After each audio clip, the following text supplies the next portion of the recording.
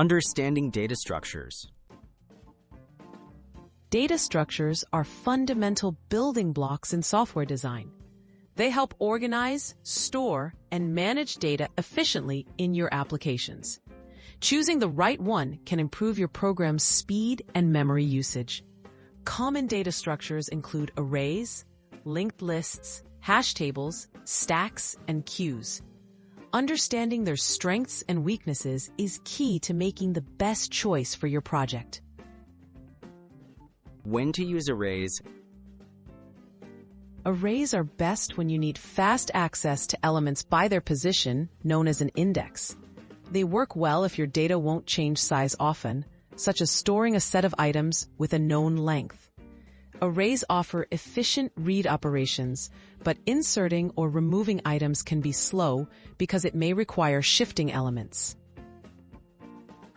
Linked lists and their use cases. Linked lists are useful when your application's data size changes frequently. They make it easy to add or remove items without moving other elements around. However, searching for a specific value is slower compared to arrays. Linked lists are a good fit for dynamic data, where insertions and deletions are common. The power of hash tables.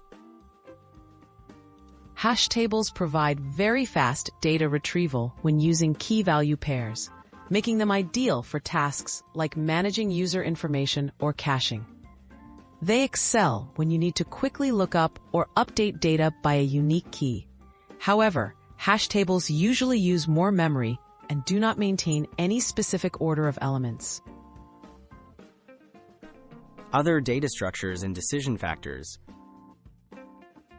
Stacks and queues are specialized data structures useful for managing order, such as undo features or processing tasks in line.